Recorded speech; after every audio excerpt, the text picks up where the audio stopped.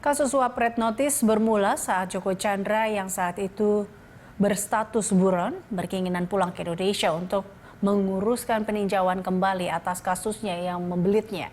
Joko Chandra lantas menghubungi Tommy Sumardi untuk memuluskan niatnya pulang ke Indonesia agar red notice untuk dirinya dihapus.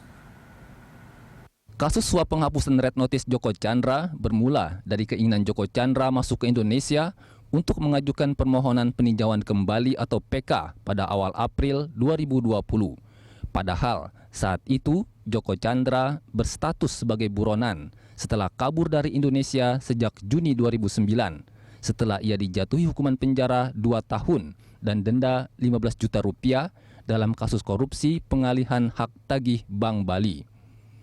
Untuk ini, Joko Chandra menghubungi Tommy Sumardi untuk mengurus penghapusan status red notice di Interpol atas namanya di NCB Interpol Indonesia, yakni di Divisi Hubungan Internasional Polri. Joko Chandra disebut bersedia memberikan uang sebesar 10 miliar rupiah kepada pihak yang membantu. Dalam perjalanannya, Tommy kemudian meminta bantuan Brigjen Prasetyo Utomo dan melalui Brigjen Prasetyo, Tommy kemudian dikenalkan kepada Irjen Napoleon Bonaparte selaku Kepala Divisi Hubungan Internasional Polri. Dalam pertemuan antara Tommy Sumardi dan Irjen Napoleon Bonaparte disebutkan bahwa Irjen Napoleon meminta sejumlah uang kepada Tommy untuk membantu mengurus persoalan red notice Joko Chandra. Awalnya, besaran uang yang diminta Napoleon ke Joko Chandra hanya sebesar 3 miliar rupiah.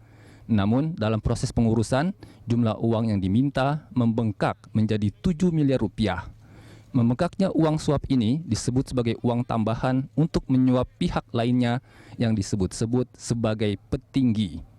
Dalam kasus ini, secara rinci, Napoleon disebut menerima sejumlah uang dalam bentuk dolar dalam 4 kali pemberian, yakni 200.000 dolar Singapura pada 28 April 2020, kemudian 100.000 dolar Amerika pada 29 April 2020, 150.000 dolar Amerika pada 4 Mei 2020, dan 20.000 dolar Amerika pada 5 Mei 2020.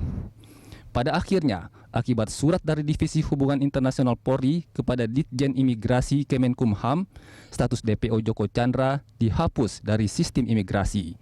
Dengan penghapusan ini, Joko Chandra dapat leluasa masuk ke Indonesia untuk mengajukan PK ke Pengadilan Negeri Jakarta Selatan pada Juni 2020 lalu. Tim Liputan, Berita 1.